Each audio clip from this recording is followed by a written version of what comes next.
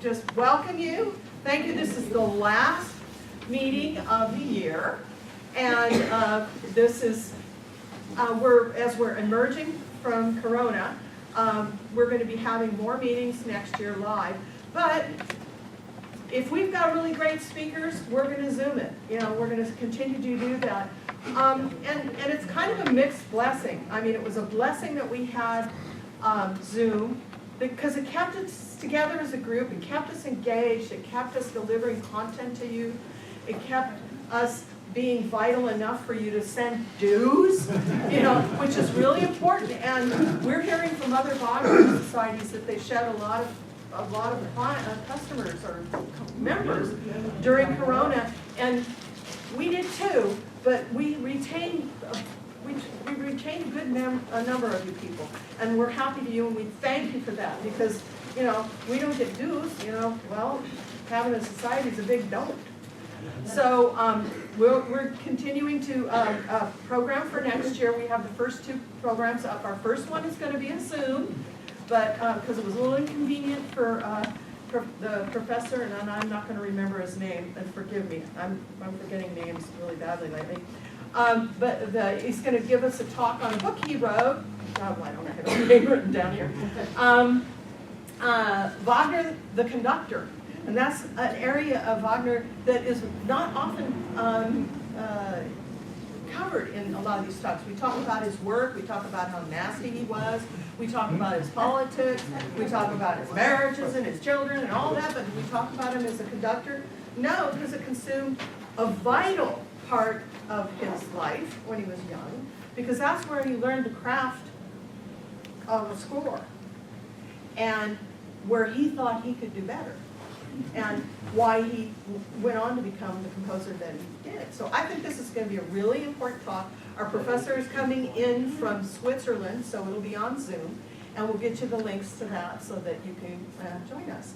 And then we will have a live meeting in February, and I don't have the dates, but I'll get them out to you. Just getting back into the groove here is a little challenge for me.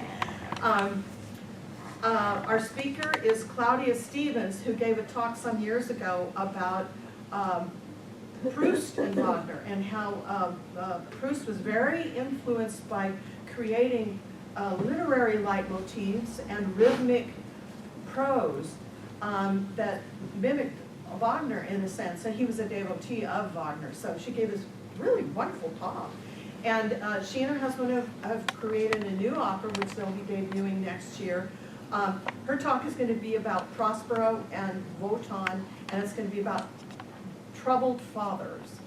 And I think both qualify. And she's always very interesting, and she will, give musical examples and so on and so forth. She's a very, very interesting speaker. So she will be in February, and then we're cobbling together the rest of the year. It's getting really difficult to keep that balance of live and Zoom in there.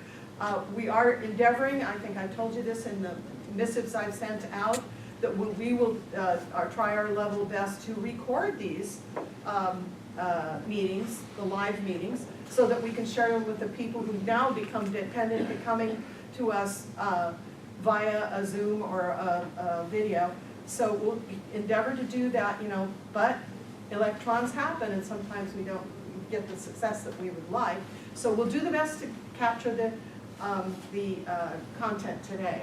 And so with that, I'm going to introduce my dear friend and wonderful gentleman, Professor Scott Foglesong, who's going to talk today about LvanB. Scott is a professor of musicianship and music theory. And music theory, what he said, at the San Francisco Conservatory of Music. He gives pre-performance lectures all over the place, and notably at the San Francisco Symphony. And also, he writes the program notes and does the content for California Symphony, the greatest little-known orchestra in the Bay Area. They perform over in Walnut Creek.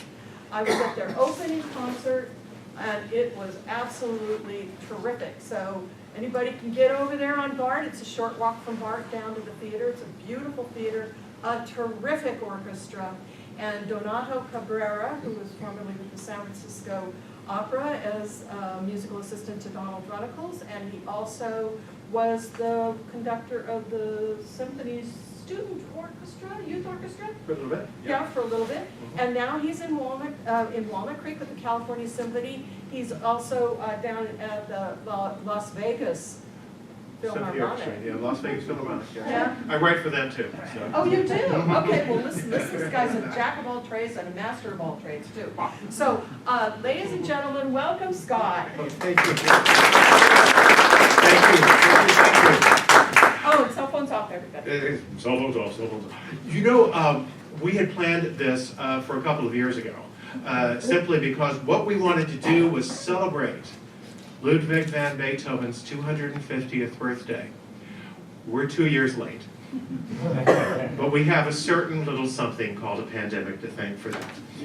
And I was thinking, you know, I don't think Ludwig would mind. No. So he's 252 this year. 252. And going strong. Going strong. So I like to say Kunst with a capital K or art with a capital A because Beethoven is the composer more than any other composer who changed the conception of the artist. Most composers before Beethoven thought of themselves as craftspeople. That's what they did. They put things together and they sold them either to their patrons or whatever court they worked for, and they got feedback, and if the patron didn't like it, they tried to do something different, and they were always worried about making a product that people wanted. Beethoven was rather different. His attitude was, if you don't like it, well, tough. And you will learn to like it. That's an attitude we hear a lot nowadays. But Beethoven really is the progenitor of this idea of the artist as larger than life. The artist as someone touched by divinity, and someone who followed, in this case, his own bliss to achieve what he wanted to achieve. So it shouldn't be surprising that he is one of the composers that Wagner revered. There weren't a whole lot of those, you know. But Beethoven was one of them. So he says, I soon conceived an image of Beethoven in my mind as a sublime and unique supernatural being with whom none could compare. This image was associated in my brain with that of Shakespeare. In ecstatic dreams, I met both of them, saw and spoke to them, and on awakening found myself bathed in tears. That could be Berlioz also. It's got that same, wild hyperbole, doesn't it? This was, of course, the young Wagner discovering Beethoven, the Ninth Symphony. But we all discover Beethoven at some point, don't we? Sooner or later. So I would like to take you to a big discovery for a lot of people, and this was the afternoon of Sunday, April the 7th, 1805, in the Theater an der Wein in Vienna. Okay, that's it right there. Now, just to put this into some context, Thomas Jefferson, was 1 month, 3 days into his second term as U.S. president. So kind of put this into context when this was happening, all right? He had bought Louisiana, right, the central United States, and he had sent Lewis and Clark out to map it, and on this day, they were in Fort Mandan, Montana, and they met up with Sacagawea, to go do some more exploring. So that was going on this day. Mm-hmm. Now, one of the things that were different in Beethoven's day versus ours is that most theaters and most concert halls had a lot of windows. Unlike nowadays, of course, we keep the windows to a minimum and control everything with artificial lighting. But in those days, artificial lighting meant candles. Hundreds and hundreds and hundreds and hundreds of them. Which meant that, of course, that these rooms got incredibly hot. Stiflingly hot. And also, it was really expensive. If you were going to put on a concert, your PG&E bill of the equivalent of that was going to be very high. You're going to have to buy all these candles. So typically, they had concerts during the day, not at night. And not always. There were nighttime shows, but usually in the daytime. So you could take advantage of natural light. I remember when I was at the Peabody Institute in Baltimore, the old concert hall was still the original concert hall. They hadn't upgraded it yet. And it had gigantic windows on both sides. And the windows were right open onto Charles Street, which is the main, like Market Street. It was this huge main drag. Boy, that was a noisy hall. Now, Typically, in addition to the light-filled main room, there was usually a very large anteroom. This was typical of many of these concert halls, much bigger than our usual lobbies. And they were open, and there was a lot of opening between the listening room and the lobby so people could schmooze and socialize, wander in and out. People usually didn't go in, sit down, and stay there. They usually wandered in and out, saw their friends, and ate and drank and so on. They usually didn't even sit facing the stage in a lot of concert halls. They faced each other. So the idea was to see who's wearing what, and of course who's there with whom. So a certain tradition had grown up out of this in concerts, especially symphonic concerts, and that is that typically large works like symphonies would begin with a slow introduction, fairly extended one. It would begin with some kind of little fanfare and then go on slow for a while. The idea is they were telling the audience, y'all come on in now, music's going to start. You know, come on. So they would sort of wait, and then the first movement proper would begin, 30 or 40 measures of slow music later. That was the norm. Beethoven's first two symphonies had followed that norm. You know them, they both start with slow introductions. So these Viennese who were coming to hear his third symphony, his newest one, were all expecting more of the same. What they got was something quite different. Wake up. They got two great big hammer blows. This is not a composer saying, y'all come on in now. I said, sit down and shut up. That's what's going on, right? Yes. After those hammer blows, started out with a very wide-ranging theme in the lower strings, and as first themes usually are, it was kind of safe and stayed close to home.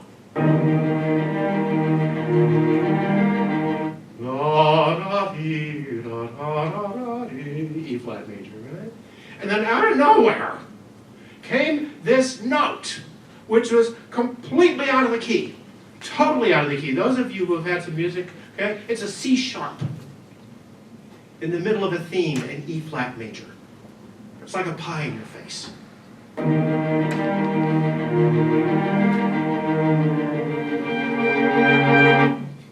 Whoa.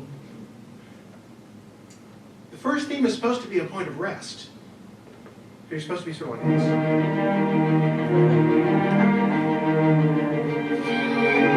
Right. Ah! So no more safe first theme. No more. The first theme was already dangerous. You were already on your journey. 4 bars into this thing. And what followed was one of the greatest epic journeys in all music. The first movement was about 16 minutes long, the average performance. That's just about as long as most entire symphonies used to be. Not only that, but it was constructed on this epic, gigantic level, like a great cathedral. But it was taut, lean, sinewy, organized all the way through. We theory people love to go through this piece and show how every single theme in it is derived from the same materials. Because it is. It is. I can imagine the Viennese sitting there going, The symphony is in 4 movements. The first movement is about life.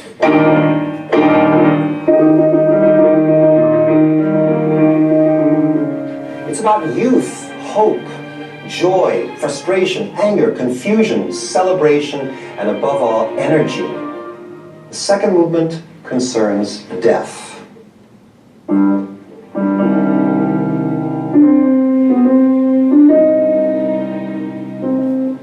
Death with all its public and personal implications. What has died? A hero, or hope, or innocence, or all the above? And how can we make sense of this? And how can we go on after this? That's the question the third movement answers, because it takes up the future and the joy of creativity.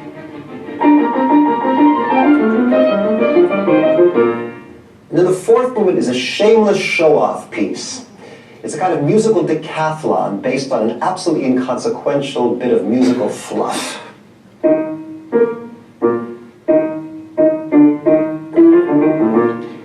But what Beethoven Beethoven does with this theme is overwhelming, amazing on every level. And then just before he's done, he gives us a brief glimpse of paradise, a deeply felt, sorrowful confession of who he really is. And then a kind of slam bam, thank you ma'am, that's all folks, ending.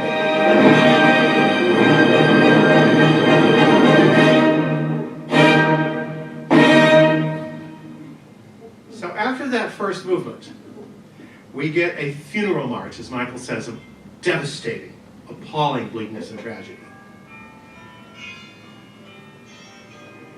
Without bells.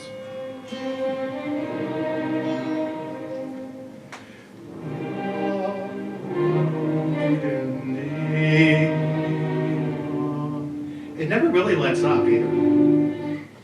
Well, for a moment. There's a little bit of light.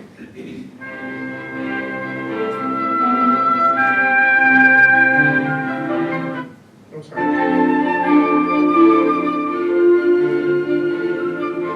A little bit.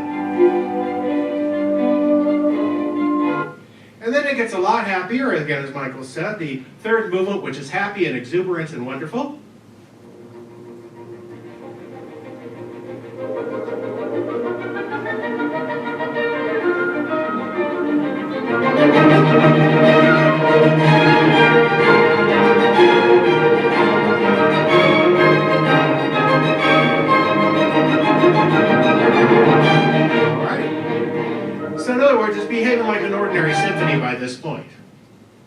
And so I think everybody thought, well, we're coming into the last movement here, so it's probably going to be your usual last movement. Sort of like the first, but a lot shorter, a lot happier, sort of send everybody home happy, and we're going to be nice and predictable and nice and normal at this point.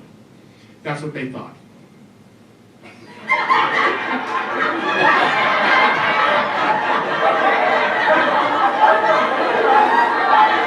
Nope. What they got is one of the supreme achievements in all Western music.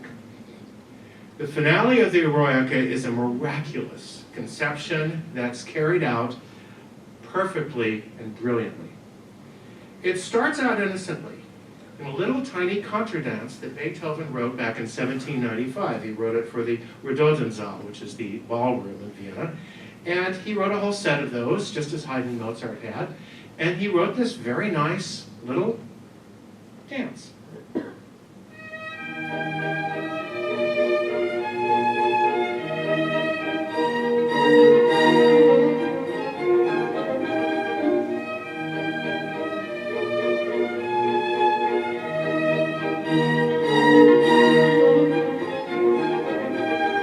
He really liked that tune. So in 1801, when he was commissioned to write a ballet score, The Creatures of Prometheus, which despite its title is a completely silly piece of theater, but he wrote a ballet score and he decided, well, hey, I like that little dance movement. Everybody seemed to like it, so it shows up in the finale.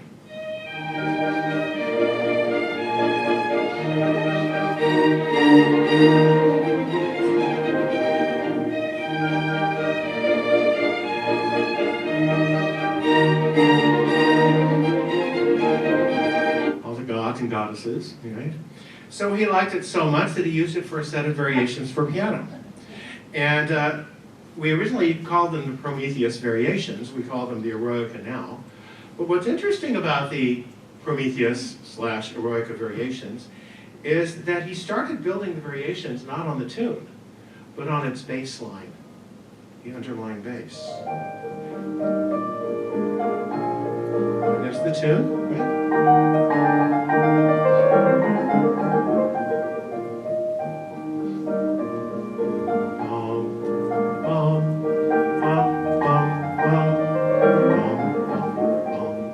So that bass line is what Beethoven starts to vary.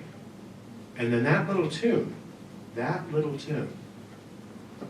becomes the great theme of the Eroica. It's like this little mousy little something who is in the chorus line. Then the opening night comes and the lead actress breaks her leg and the little mousy chorus girl has to go on and becomes a great star. That's what happens to this tune. bass line.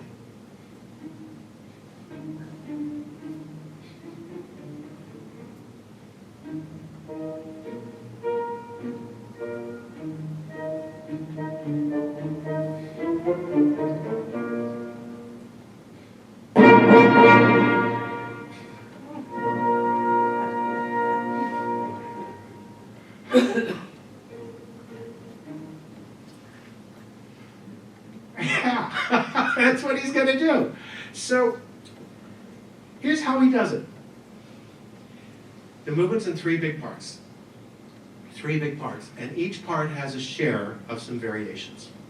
But there are two kinds of variations. There are variations on that weird bass line, and variations in which the Prometheus theme flies in and settles onto that bass line. So I've color-coded them. I love color coding. And so the two themes in use, anything in blue, is the bass line. Boom, boom, boom, boom. And of course, theme stands for theme, V1, V2, variation, right? Variation. Now, for the variations which use the tune itself, the Prometheus melody, that's in teal. I always struggle a lot over colors. I have to get just the right color. And I think teal was the color for this. I don't know why, but it was. So variation 3, variation 5, variation 7, variation 9, variation 10 are all based on the Prometheus theme. Okay? Anything in this bright green is either transitional, connected, or the coda. Now, before we hear this movement, I'm going to show you the charts. These are going to light up as we go through Daniel Barenboim and the Berlin Staatskapelle playing this. And there'll be some commentary on the screen, so you don't have to listen to me blabbing over this thing. You could just read the commentary.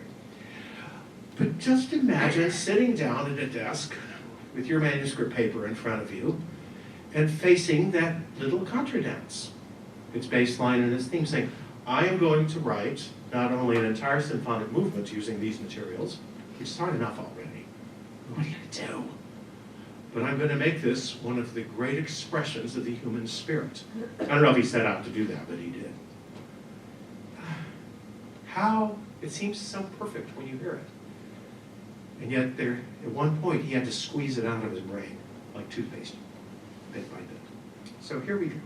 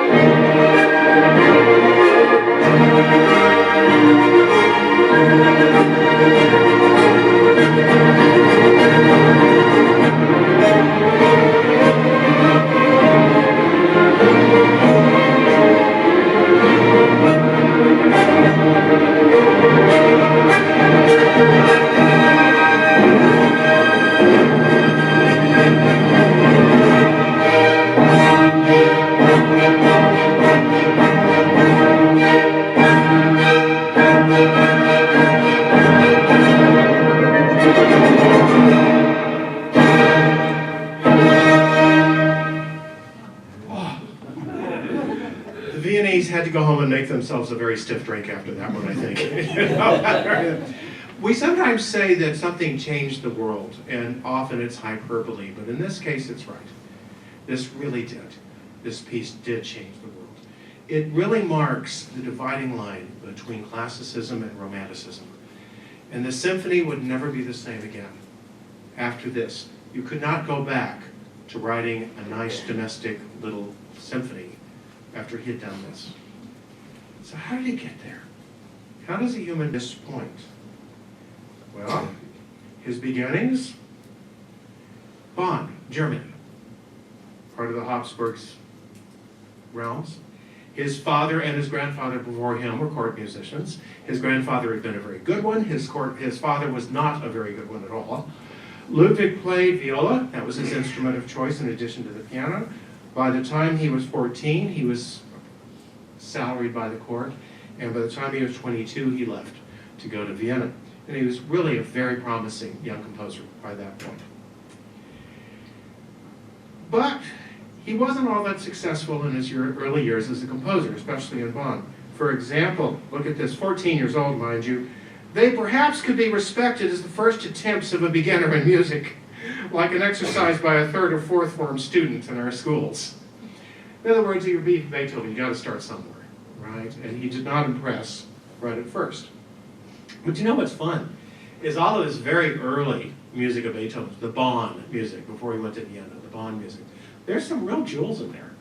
And there's also some stuff you'd never associate with Beethoven, which of course is a perfect lead-in to this. The elegy on the death of a poodle. It has, this is Werk ohne Opera, worked without opus numbers, but of course I always think of them as woo numbers anyway, come on, you know. But still, this is an early Beethoven elegy on the death of a poodle. We think he wrote it around 83, so he's 13 years old. Now, I don't know about you, but when I was 13, I was outside riding my bike and making model airplanes and practicing the piano a little. When I was supposed to, just enough to keep from getting screamed at by my piano teacher. He, on the other hand, was writing elegies on the deaths of poodles. The piece was not published until the 1860s, so it wasn't known for a long time. It's, again, early Beethoven, but you know, it's quite sweet. The first two strophes of the poem are very pensive, talking about how wonderful the poodle had been, you know, and how sad we are that, you know, it's poodle no more. And then in the third strophe, it brightens because the owner and the narrator realizes, well, I will always remember you well, you little poodle, you know, how much I loved you, and so on. So it's a very sweet piece, and it's perfectly nice music, which coming from a 13-year-old, I mean, how many 13-year-olds do you know write perfectly nice music, you know? Okay, so here we go. All right, here we go.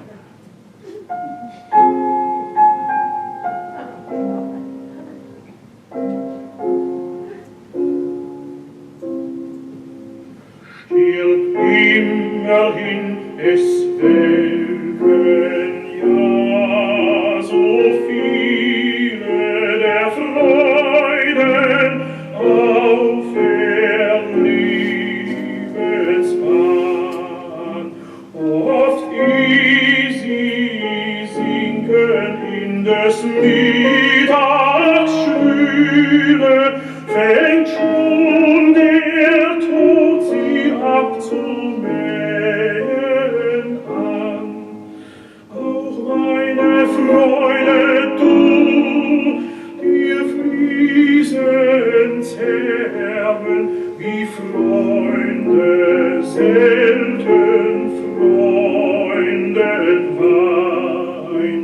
Der Schmerz dich kann nicht mein Auge tieren, dich geschaffen, mich zu freuen. Doch soll dein Tod mich nicht so sehr betrüben, du warst ja stets des Lachens Freund, geliehen ist uns alles, was wir dein Glück bleibt lange unbeweint. Mein Herz soll nicht mit dem Verhängnis zanken, eine Lust, die es verlor. Du lebe fort und gaukle im Gedanken mir fröhliche Erinnerungen vor. Du lebe fort und gaukle im Gedanken mir fröhliche Erinnerungen vor.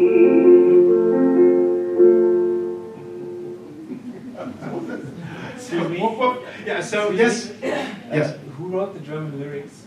I don't know. I grabbed them off. I think the one of those translation pages. So I'm not quite sure who they are. They're not Beethoven. Yeah. Yeah. So I'd have to look it up and see who wrote the elegy on the death of a poodle. So sweet though, you know. He wasn't a prodigy like Mozart or something like that, but he had it together. You know, he had it together. He certainly had it together enough to make it to Vienna in 1792, and the whole idea was for him to study with Joseph Haydn, who was in between his London trips at that point. He came right at the right time. He was an electrifying pianist, one of the early great pianists, and the right time because there had been a big rush of early good pianists, people like Clementi, who had made a big stink in the world, and Mozart, who would have been his biggest competitor, had just died. So therefore, he moved into Vienna as a pianist with no competition to speak of. And he was electrifying and wonderful and exciting. Not well behaved. The joke was always after Beethoven played a recital, they had to send a tech guy out to vacuum up the piano, you know, after he was through slamming the poor piano to death. But still, he was thrilling and exciting. But he made his mark as a pianist. He was as a pianist more than as a composer. We sometimes forget that. So it shouldn't be surprising that many of his first greatest hits were piano pieces. Piano music, of which, I hope you all get the movie here. It's The 7-Year Itch, right? Marilyn Monroe. And those dreams that he has, those fantasy dreams where he's this great concert artist, right? Playing Rachmaninoff and playing Beethoven, and she's swooning over him. One of his great early piano works, piano sonatas, is the Pathetique that we call this, the Opus 13. It's very early Beethoven. And it gives us a real sense of Beethoven as the great big barn burner that he was as a pianist. It was published right before the turn of the century, 1799, so this is right before he turned 30. And he didn't call it, of course, the Pathetique, his publisher did. But Beethoven liked the sound of it. So he said, sure, let's go ahead and call it that. And it is a concert staple. It has often served as the very first Beethoven sonata that as a teacher you give your rambunctious teenage pianist, because it can absorb a lot of rambunctious teenager playing. It's big. The first movement is very fustian and very big, and it's very physical, and it could absorb any amount of punishment. And so it's a very, very, very good piece for that. The second movement, on the other hand, is a chance to take that unwieldy young pianist and maybe try to give that pianist a little bit of a brain, a little bit of a soul, a little bit of a heart. At least that's what my teachers tried to do for me. I don't think it worked. But still, still. So the slow movement is called Andante cantabile. This is why it's called the Pathetique.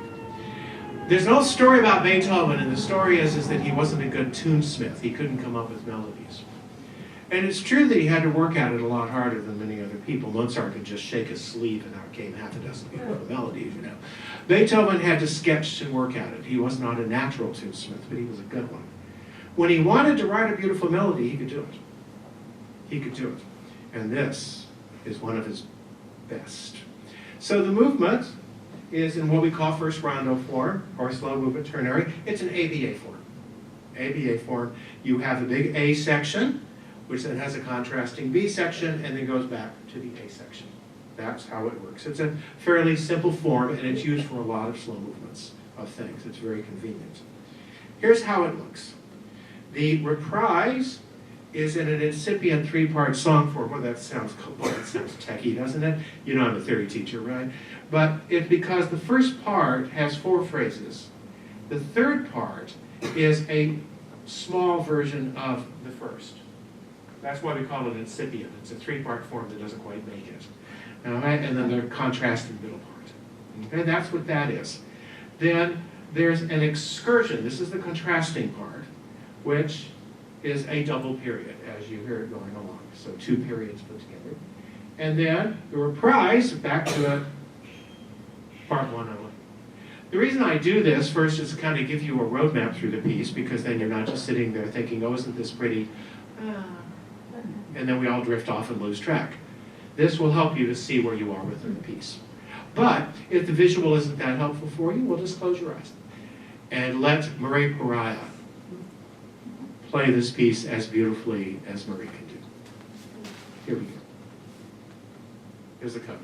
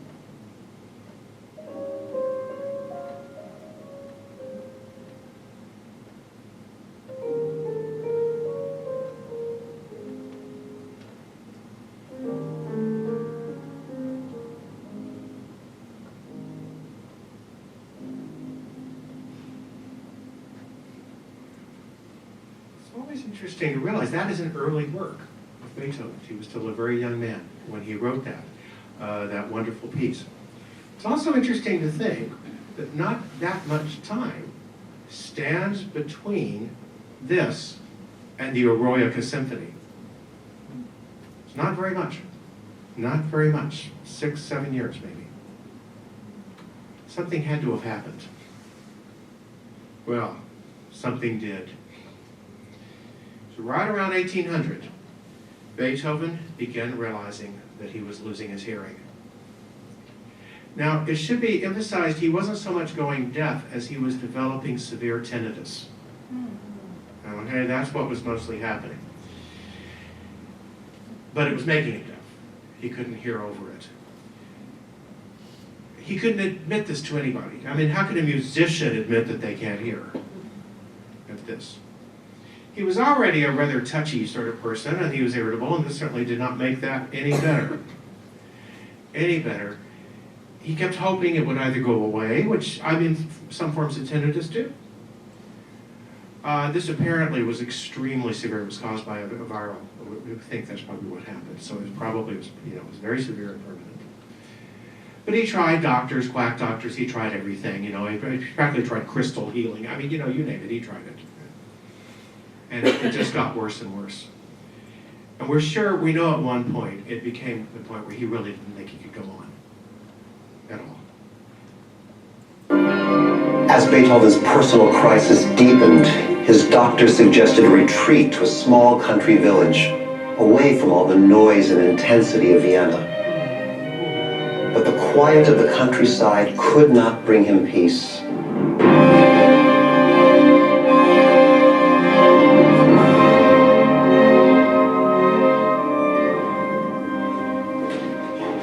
These are the rooms in Heiligenstadt where Beethoven took refuge in 1802.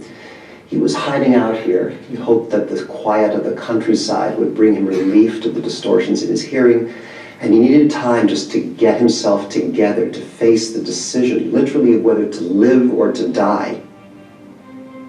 Here in this village, he wrote the most important document we have reflecting the turmoil in his life, the so-called Heiligenstadt Testament. In fact, it's a kind of last will and testament, or possibly suicide note. It certainly wasn't meant to be read during his lifetime. And in this music, he's pouring out those same kinds of feelings.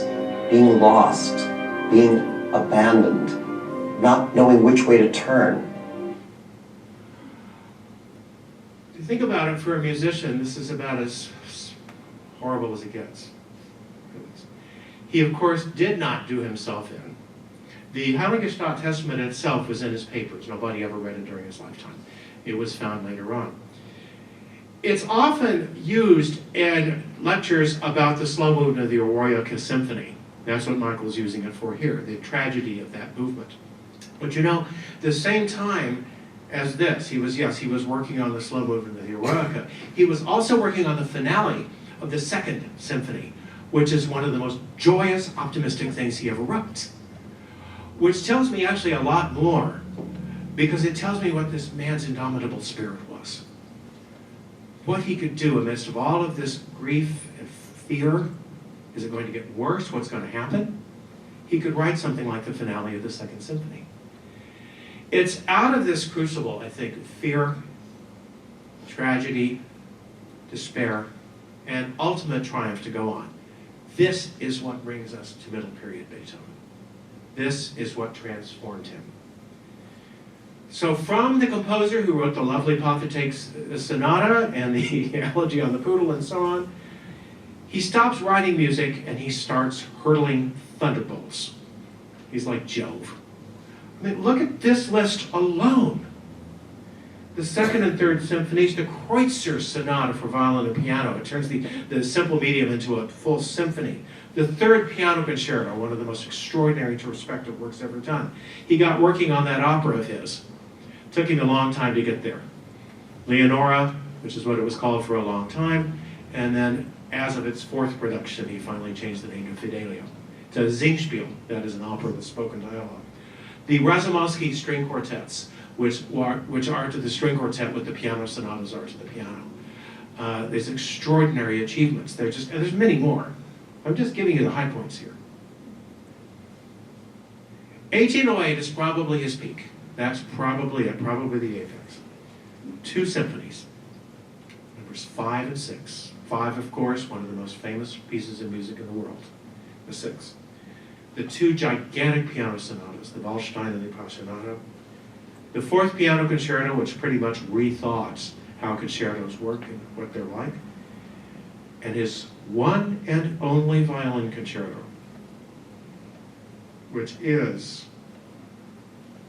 truly the monarch of violin concertos.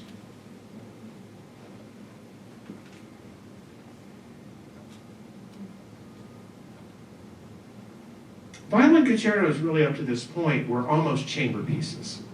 They really were. Mozart wrote a bunch of them when he was young. They're marvelous.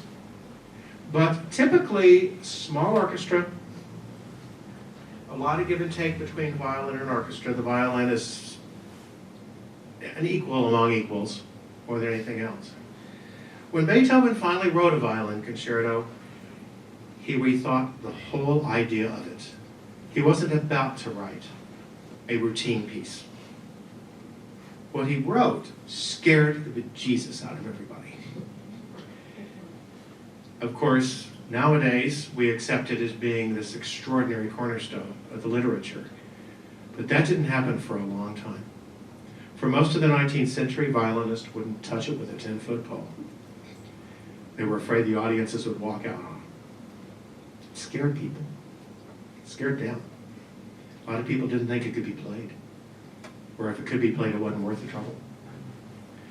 We needed a long time to get up to speed on this piece. He wrote it for his friend Franz Clement. Clement has often been maligned about this. They always say, oh, he just pretended to play it, and he was faking around and fooling around, and he inserted a little funny piece in the middle of this and so on. Nothing could be farther from the truth. He was a superlative musician. He was the concertmaster at Haydn's The Creation when that was performed in 1808. He was a fabulous musician and a wonderful violinist. The reason he had trouble playing the violin concerto was that anyone would have had trouble playing the violin concerto when it first came out, and Beethoven gave him all of about 2 days to learn it. So, of course, he had trouble playing it. Most people will spend 2 years before they ever even attempt to play it, or longer. But he had 2 days. And he did not put a gimmicky piece in between the movements. You read this all the time. He did a gimmicky piece for an encore because he figured everybody needed something to lighten them up, like that. But no, he did the best he could. He really did under almost impossible situations. It's gigantic. It's one of the biggest ones ever written. We kind of forget that.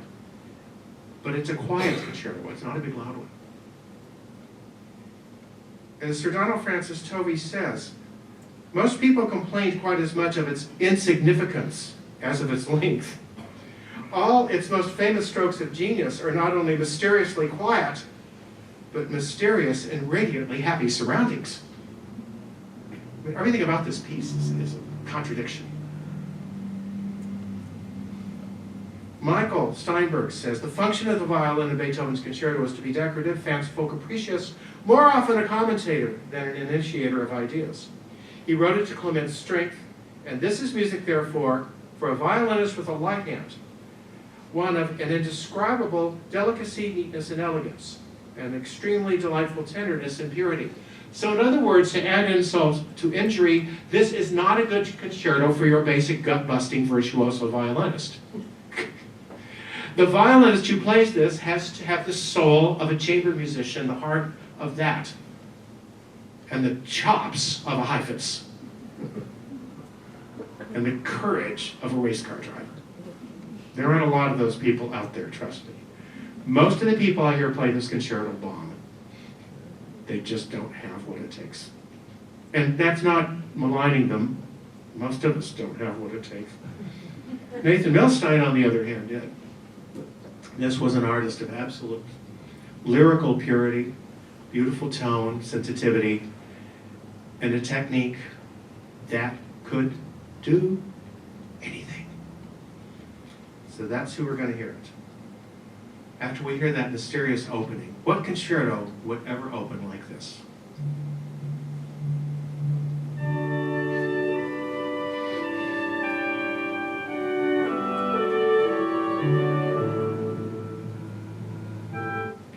For timpani.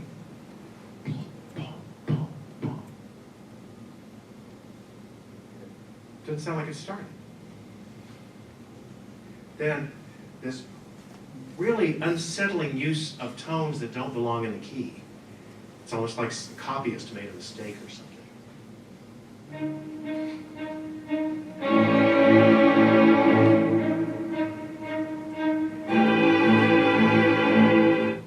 It's an E flat in the middle of the D major piece.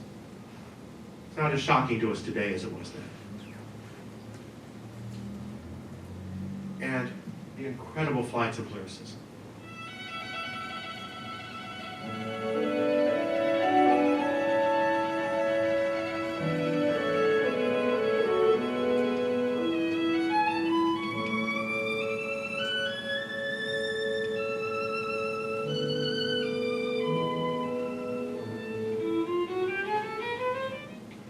You know, one of the tricks that Beethoven used to make sure that the violin was balanced against the orchestra, it's tough.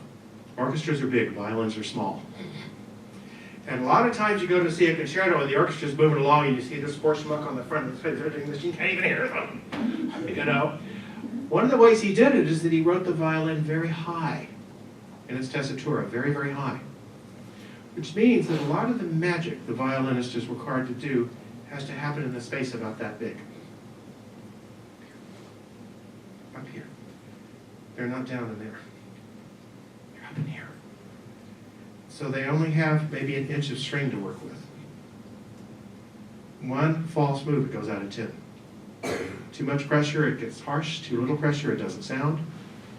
And by the way, I played enough violin to know when you're up that high on the instrument, no matter how experienced you are, it starts to hurt after a while. So, yeah, he asked an awful lot. We have a first exposition, that is orchestra alone. Okay? Primary, the disturbance, the primary theme transition, secondary themes, and a closing theme. These are all the standard elements of the first movement. And then the second exposition, it all happens all over again, but this time with the violin present. That's how much we're going to hear of this movement. Here we go.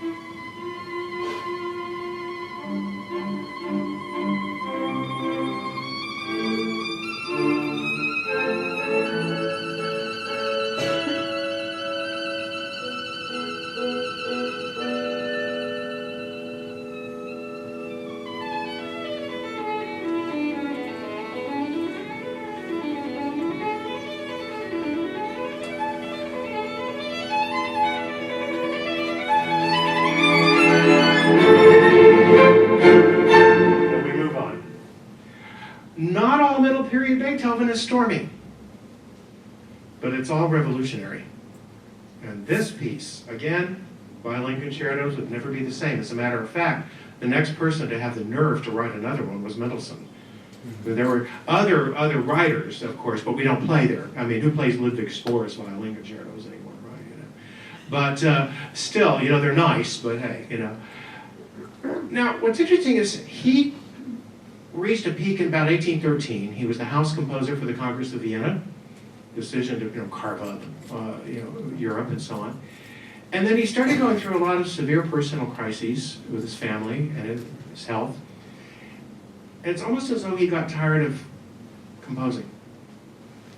And so he more or less stopped for a while.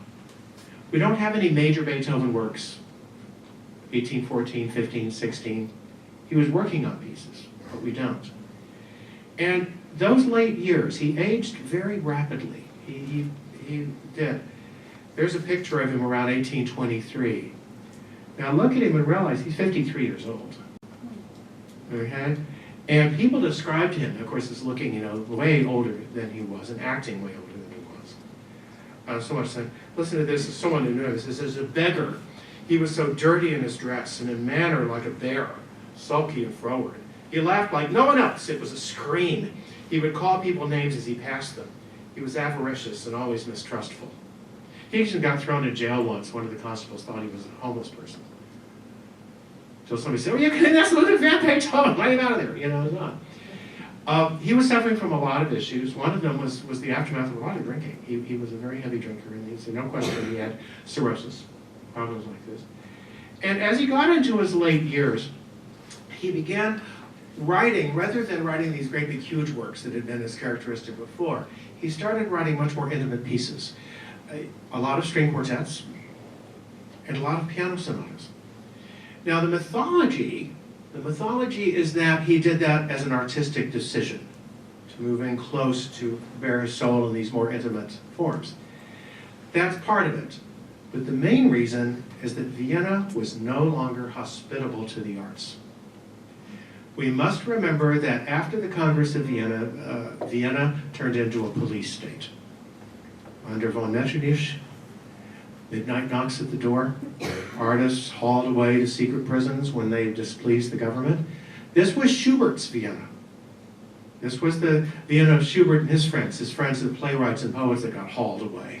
Schubert was in jail for a while, and in which music turned inwards and became much more domestic. People made their music at home. This is Biedermeier Vienna, the Vienna of cozy interiors and chintz sofas and big porcelain stoves. People didn't want to go out because it was dangerous. It was also dirty, bad, no sanitation, no hospitals. It's a yicky time to be in Vienna. That's why the action moved to Paris. Paris became the big art center. So Beethoven was living in this Vienna of the 1820s, so it shouldn't be surprising that he also moved inward. His publishers didn't want big pieces. They wanted piano sonatas and string quartets. And it's very much an indication of his status that he was able to pull off something like the Ninth Symphony during this time and get it funded and performed, or the Missa Solemnis, because they really are the outliers. It's the last group of piano sonatas, and particularly those last string quartets. Those are the ones of his late years. I'm going to beg your patience in exploring one of the late piano sonatas, one movement. The second last one, Opus 110 in A major, is performed by my grandfather, pianistically speaking, Arthur Schnabel. Schnabel was my teacher's teacher. Schnabel was the first pianist to record the complete Beethoven piano sonatas. When he did that in the 1930s, you get the sense of how difficult that was considered. It took him about 4 years to do it. Whenever he was in London, from time to time, he'd drop over at Abbey Road, actually, is where he did most of these recordings, and sit down and knock off some more sonatas. It was done on subscription basis because nobody thought it could sell. Also, the Depression was on, you know, and they especially. So they never thought it was really going to be much of a deal. They'd have maybe 100 subscribers to this thing, and that'd be it. They could never dream that it would be in print to this day, forever. They're distributed very differently than they were. was 200 plus 78 shellac discs originally. Those things weigh about a pound each, by the way. I've got some, right? You know, yeah. Nowadays, hey, you know, you can put them on your hard drive and you won't even notice the space they're taking up. They've been remastered by various people, restored. We're hearing more out of them now than we ever were before. Because they're in public domain now, other people than the owners, which is EMI and its successor Warner Music, very much people can take them. And Andrew Rose, who works out of France, has done a glorious job on them. One of the things he's done particularly is he's been able to get the wobble out of them. 78 RPM discs always have a wobble in them because the hole in the middle, if it is not geometrically perfect, the disc is going to wobble a little bit side to side. And because it goes so fast, 78 RPM, you're going to hear it. Okay, they used to call that wow. That's what it was called. And it'd be like, whoop, whoop, whoop, whoop, whoop, like that, you know, very subtle. He's used software that can actually analyze the wavefronts and get that out of there. Yeah, it's called Capstan. It's really cool stuff. Very expensive and all that. But we can actually hear the piano really well now. We can hear that it was a Bechstein. We can hear it very, very well. These are miraculous. They really are. So, here we go. Opus 110.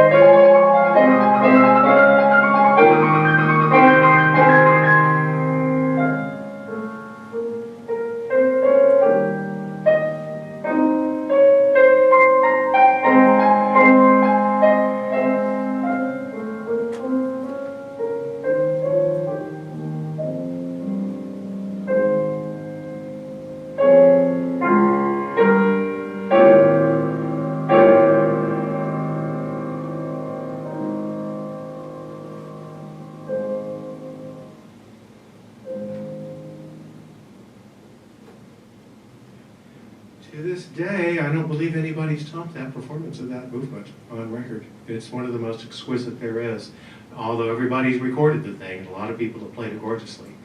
He often solves all the problems. Now, his fingers weren't always up to the task of the bigger, more fustian movements. He didn't have time to practice, and he didn't do retakes. So there are moments in the 32 sonatas that are, ooh. But this is irreplaceable. Beethoven in his late years, did he find a certain inner peace? I think he did. At least judging from these pieces, he did. Let's send our boy off with a birthday present. I've put together a whole bunch of pictures of our boy, from early to late.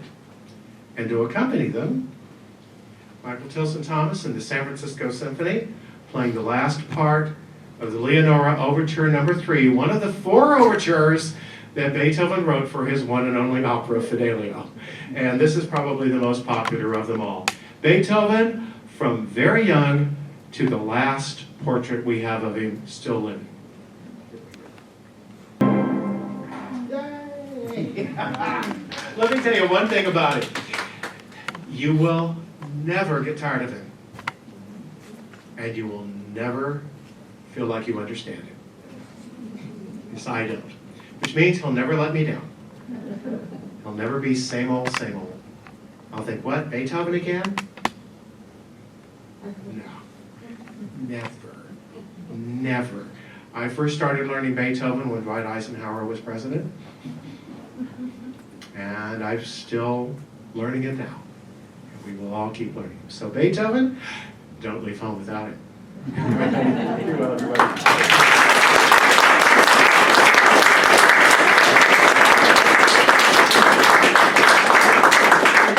Of course, I'm available for questions should you have them. Yes, and I want to thank Scott very much because these color-coded voyages through this music are just such a delight. The one you did for Flying Dutchman was just Oh, yes, sir, we did that one. bonkers. Yeah, that was fun. Great. I still got it somewhere if you ever want to see it again. It's right here.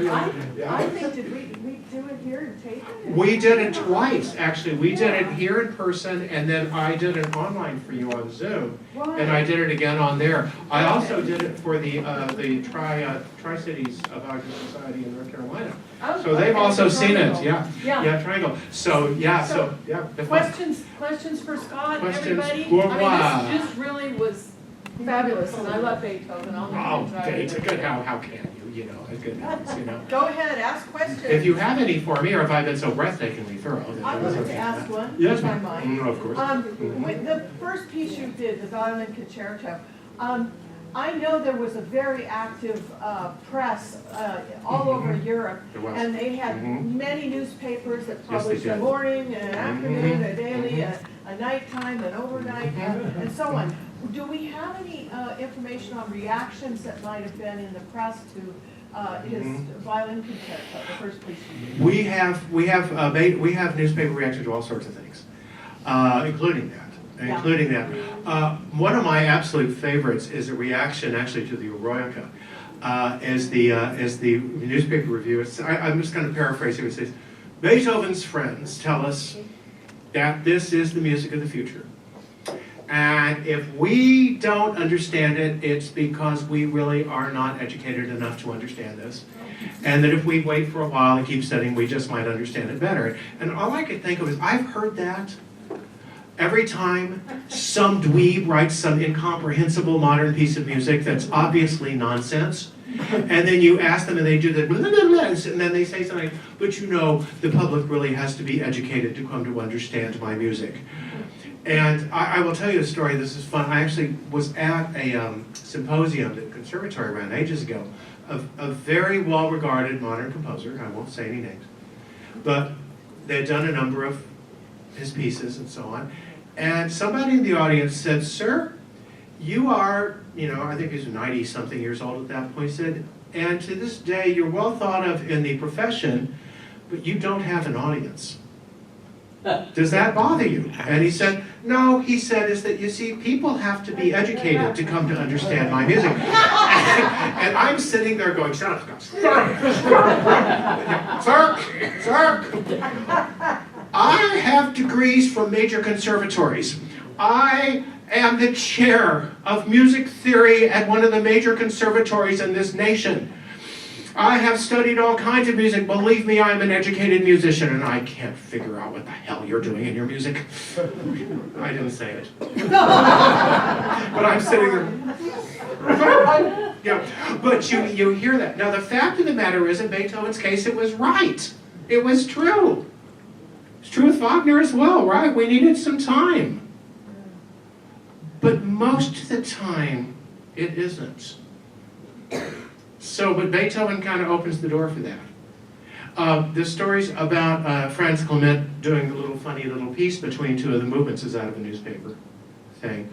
So, no, there's a lot of stuff. If you ever want to do this, there's a book. It's fun. It's still out there. It's called The Lexicon of Musical Invective. The Lexicon of Musical Invective. Yeah, it's fun. It's a whole book of singularly ill-timed bad reviews of the great composers. And once in a while, they're kind of bang on, but most of the time, they're just, it's like, they're reviewing in like the premiere of the Dvorak New World Symphony, and they're cutting him a new one, It's a lot of fun. Wagner, it gets a whole lot of bad press, as you can imagine, but Beethoven does too. So even Haydn did. He got a lot of press when his London concerts, and sometimes people would, most of the time they fawned, most of them fawned, but once in a while they didn't. Once in a while, like, don't you think the hype's a little much here, So, no. So, no, with the 19th century it starts. And so the lexicon's a good place to start. A lot of good reference books on these works will usually also include all of the early press on it, hopefully translated. My German is not to be, mentioned, really. So I can read French, but German, no. So, but no, it's out there. There are plenty of reviews. And some of them, most of them are going to be very puzzled. One of the first reviews of the Ninth Symphony in America, it was done in Boston in the 1890s. In Boston. And the reviewer said, well, what do you expect? I mean, he was deaf. He didn't know what he was doing. We don't sometimes realize how far we've come.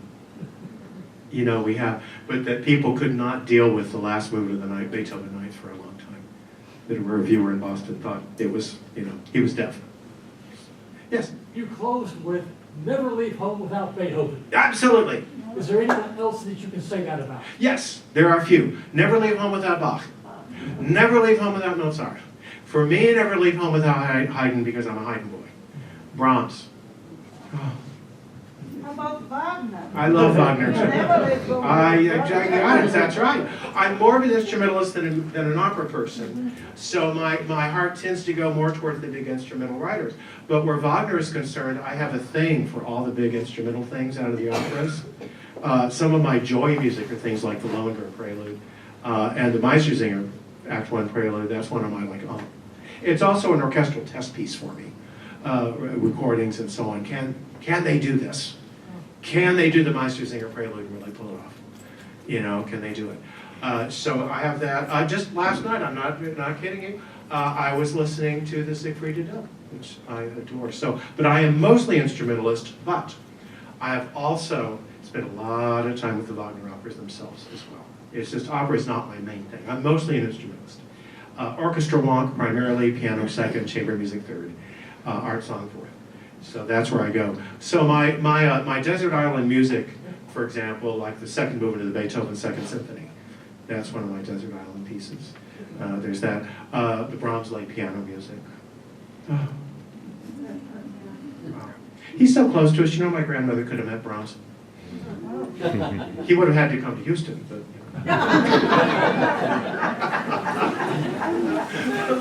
She wouldn't have remembered. She would have been like 2, but still. Yes. I have a question relating to history more than on the music. But I'm not that familiar with the Congress of Vienna. Could you elaborate a bit on that? Congress of Vienna was a gathering of heads of state from all over Europe. And they met in Vienna, because that was, of course, the headquarters of the Habsburg Empire. The purpose of the Congress was to figure out what to do with Europe after Napoleon. And that was the purpose. And all of these crowned heads and bigwigs were there for quite a long time. And that was their purpose, was to come up with a structure for government that might work. And of course, it lasted till about 1848, and then the roof caved in, as we all know, after that. But that's what it was. It was kind of, it was almost like an early League of Nations attempts getting started, although there was no attempt to unify these nations. So they were trying to figure out trade, work, all those enmities that had sprung up during the Napoleonic era. They were all trying to work things out. And so that's what it was about. It was a big deal. Beethoven was house composer to the Congress of Vienna. And in that capacity, he wrote the worst piece of music he ever wrote in his life. It's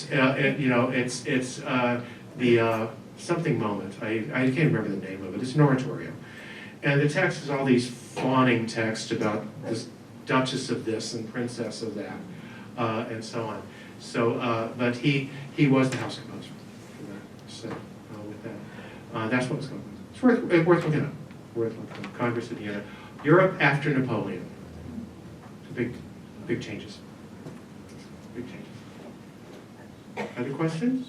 Yes? In this current crop of violinists, Mm-hmm. is there one that you deem worthy and able to play the violin concerto? Of current violinists who can play the Beethoven, there certainly are. One of the most memorable performances I heard recently was Victoria Mulova. She played it with the Philhamonia Baroque. I was there with some string player friends of mine, and we both looked at each other afterwards and went, it's like perfect, glorious, everything. There's some other good ones. Anne-Sophie Mutter plays it. Janine Jansen plays it beautifully. Among those, it gets played well more often than not by modern violinists, most of the best ones. It's not a piece you want to go with Joshua Bell when he was young. Now, yeah, now that he's got some years on him and so on, with that. So we do have some pretty good performers doing it now. But the young competition winners that come roaring out of whatever, I would stay away from them for this. Listen to them play Vianovsky, or that sort of thing. But probably not Beethoven, probably not the Brahms. The Mendelssohn probably, things like that. So, but there are some very good. But Victoria Mulova, if you hear her, and watching her is wonderful too, because she's just perfectly balanced. It's just this perfect balance like that, and not a whole lot of, no show, no flamboyance, and just incredible music making. So I have not forgotten that performance. That was 10 years ago, and I still sit there and think, wow, that's how it's done. So yeah, that recording I played for you was 70 years old, by the way. It's held up pretty well, huh? Sonically, yeah. It's the Pittsburgh Symphony Orchestra, Steinberg. Yeah, yes. There was another one. There wasn't another question. Yeah. Yes, please. I have a comment. Your presentation was like eating a cake and having it. Thank you. This cake never goes away. Well, thank you very much. And to me, it takes a lifetime to arrive to later Beethoven. His latest sonata took me 30 years. Yeah. But now I'm fully with them. Mm-hmm. And generally his later work. The string quartets. Oh, yes. Those Oh are... my God, when I first heard them many years ago, I said, What? what? What? Yeah, that Yeah. was, Mm-hmm. now. You live with them. You live with them. I think, late Beethoven for most of us is a time for later in life for all of us. We need time. When I was a student at Peabody, I told my teacher I wanted to learn one of the late Beethoven pianos, and I said, no, over my dead body. No, not. It's the same thing with the late Brahms piano pieces. No. You have to wait till you've got, you've had some life and living and music and whatever. But you approach them later, and then they start making sense, and they work.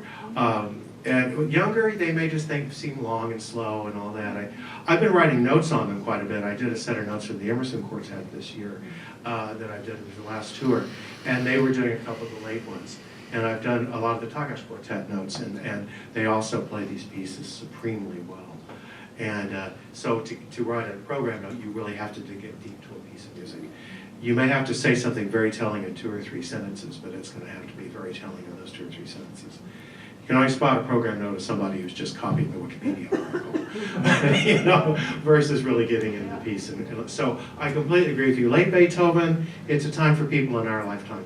of our, it's not, the kids, yes, they could start getting to know it, absolutely. But don't you dare play it. You know, not to your, I do not want to hear an 18-year-old playing Lebo. They'll try, bless their little hearts, they will. But they will. But no, wait. Yes, sir. I'm intrigued by the background of the computer. No, excuse me? I'm intrigued by the background. Picture. Oh, you know, it's just one of Apple's wallpapers. So I have no idea what it is. Isn't it beautiful? But if you have a Macintosh, it's built into your computer. It's one of the built-in wallpapers. So it looks, I know, it looks like something out of the desert with some interesting light effects, isn't it? Yeah, I have no idea what it actually is, though. It's by Apple. You know. So yes, Terry. Yeah, I want to say that I did make the trip out to Heisenstadt and Linzing, where they have the Weinstube there, and it is a delightful side trip in Vienna. It's just beautiful out there, a place you can just stroll around, you can go into the house where he lives. Yeah, you can be there. And be there and absorb it. And also in Vienna, you have to go to the music museum, the new one, with all, each floor is just, it's a cornucopia of beautiful instruments and music history. It's just spectacular. Those are musts. They're a must, yeah. For me, Haydn's house, Gophendorf, was one of the musts because, of course, he lived there for the last 20 years of his life. And he's sort of my guy, you know. And so going into that, it's also a Brahms museum as well, but going into that, and the courtyard there that he used to receive guests, he'd dress all up in his medals and his fancy stuff and receive young musicians and tell them stories of, you know, and all this. And it's all still there. Probably the bench he sat on, you know, it's probably all still there, you know. And so, yeah, Vienna's wonderful for that, you know. It got its moxie back, you know, later in the century. And, you know, became a musical center. After the 1848 revolution, it all started kind of coming back. So Brahms's Vienna, of course, was Vienna again. Johann Strauss and the Strausses and then all that. So, but you got a period in there from about 1825 to about 1850 when Vienna was not really a musical capital. Paris was. Paris, yeah. Yes? It's true that what you said, that certain music is supposed to be played only when you're a certain age. When you're older, yes. But the problem is, when you get to that certain age, your fingers are gone. Right, that's the great conundrum. When you get to that certain age, your fingers don't work as well as they used to. Sibelius once said this about getting, he says, you know, he said, the older you get, he said, as a composer, he said, the more you demand of yourself as a composer. He said, and the less you're able to bring that to light because you get tired. And you get wiped out. You're right. Youth has the technique. Youth has the physical, the stamina, you know, all that, but usually not the judgment and the patience and the long vision with these pieces, the audible vision to hear the long line. Occasionally young people do. There are those miracles. Daniel Barenboim was like that even as a young man. There are those. But as a rule, we have to wait, and then we have to deal with our own physical imperfections as we get older. I don't play the piano much anymore in public. I used to some, but I don't much now. But there's a whole tranche of music I don't touch anymore. I can't, because I can't play it anymore. And if I try to practice up to it, I'll probably wind up hurting myself. I'll probably get, you know, probably start getting all kinds of problems. So, Yeah, I heard you play Petrushka back in the Conservatory. Oh, it was way back when. Yeah, I used to play stuff like that. I used to play the Godowsky paraphrases. Oh, good heavens. But you know, it'd kill me now to try one of those. You know, I'd probably, you know, I had both hands in a sling for the rest of my life. Yeah. And I wouldn't do it anyway. I don't have the patience or the desire to learn music like that anymore. I don't want to sit at the piano for 8 hours a day. Thrilling. If I'm going to sit 8 hours a day, I want to be making music. I want to be digging into a Beethoven slow movement or Brahms intermezzo. I don't want to be doing it, playing the same passage 500 times a day, which is what you have to do with some of that music. When you're young, you can do it. You're fine. You know, nothing to it, you know. So there is this difference, but we do, you know, what we lose as we get older, we gain in other areas. I don't know about you, but I wouldn't go back to it for all the tea. You know, John, I'm so much happier now. You know, as in getting older now. I'm still working. I'm still, you know, still hale and hearty, but you know, I'm almost 70, so you know, it's getting older. And so, no, I wouldn't go back to my 20s or 30s. No. Good painting. Alrighty, yes. Margaret had a question. Oh, please. I wouldn't anyone mind else? being 70 again. It's all relative, right? All relative. Yes, Margaret had a, yes, yes. Ingrid, I'm sorry. Yeah. There's a museum in San Jose, Beethoven's Museum, and I wonder how big a collection they have besides his hair, Beethoven's hair. Beethoven Museum in San Jose, actually, I don't know, I haven't been there. So, thank you for telling me though, maybe I'll give myself a little, field trip to go down there one of these days, if it's open. Does it have to do with his hair? Well, some of his hair has survived down the years. And so we've got that, we have his death mask. There's a book about Beethoven's hair. Right, it's, When he died, there was somebody who really loved his composer and cut a piece of his hair, right. And that ended up in Denmark during the war as payment for medical treatment, and then it came to San Jose, the museum. Oh, these are the hair. It's on Right, the hair guy. From the Beethoven's hair. Right. Oh my That's, yeah. God. Well, there was a book written about the possibility that there was, he might have had mercury poisoning or lead poisoning or something like that. But we don't really need to evoke that. I mean, he had severe cirrhosis, that's pretty sure. They found lead, yeah, they did. I think you'd find that just about anybody in that era.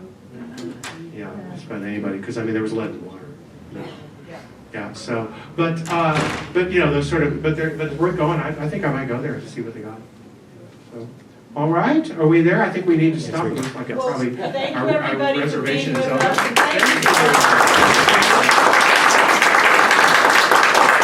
So, next up is our Cosima party. It's an absolute beautiful capstone to our year. It's a lovely party with a recital. It's going to be Wagner and Brahms, a wonderful, wonderful Kindra Sharich mezzo-soprano will be singing, and Jeffrey Ledoux will be playing the piano. It's a treat, and some people bristle, they say it's too much. I don't think it's enough. I think it's a wonderful party, and where you get hanging out with wonderful people like this, eating great food, celebrating, and having a recital thrown in, it's the best. So, I wouldn't miss it for the world either. Oh, and Harry Jeff Ledoux, he's a wonderful pianist. He's terrific. He just released some list transcriptions of just recently. So he'll have those available, I believe, at the party. And then your dues notices will be coming, so pay early, pay often. And if I don't see you at the Cosima, I will see you next year. And thank you for supporting the society. We wouldn't be a society without you. So thank you. Without you. Well, Thank you, Terry.